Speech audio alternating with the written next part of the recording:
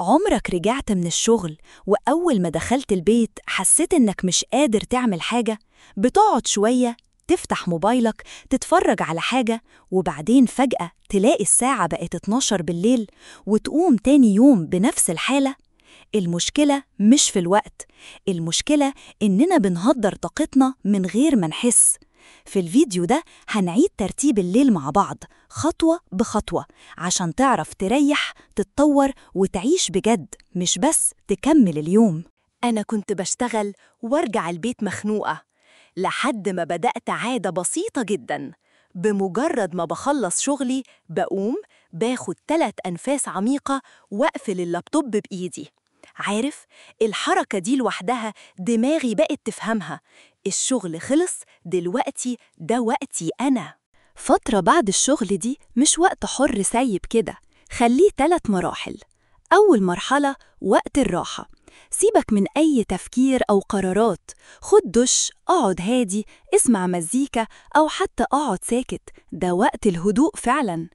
تاني مرحلة وقت النمو، اعمل حاجة بتحبها، اتعلم حاجة بسيطة، اتحرك، ارسم، اعزف، المهم تعمل حاجة بتديك إحساس إنك عايش. تالت مرحلة وقت التواصل، اتكلم مع حد قريب منك، قضي وقت مع أهلك أو صحابك أو حتى مع نفسك، المهم تحس بقيمة اللحظة.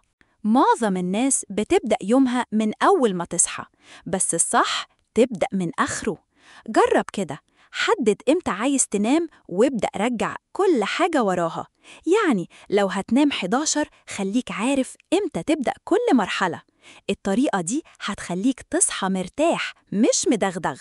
كل ما تغير من نشاط لنشاط خد لك دقيقتين، رتب المكان، غير لبسك، وطي النور، حاجات بسيطة بس بتقول لدماغك إحنا دخلنا في مود جديد، كأنك بتعمل ريسيت خفيف في كل مرة. عارف إحساس إنك راجع من الشغل ناوي تريح وفجأة تلاقي نفسك ماسك الموبايل؟ ساعة بتعدي و2 وإنت لسه بتتفرج، تقلب، ترد، تشوف حاجة تانية. اللي بيحصل ده مش استرخاء، دي طاقتك بتتسحب واحدة واحدة وإنت مش واخد بالك. جرب تعمل حاجة اسمها الساعة الأنالوج. قبل ما تنام بساعة ودع موبايلك وحطه في أوضة تانية، خليه ينام قبلك، وخلي أوضة نومك تبقى ملاذ، مكان راحة مش مكتب تاني. والأهم ما تستخدمش أكتر من 3 تطبيقات بالليل، الباقي طراد رقمي. خليك أنت اللي بتتحكم في الموبايل مش العكس.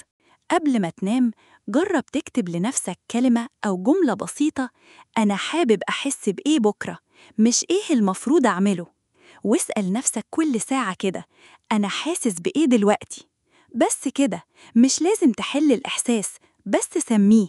ده بيقلل تأثيره وبيخلي دماغك تبدأ ترتاح.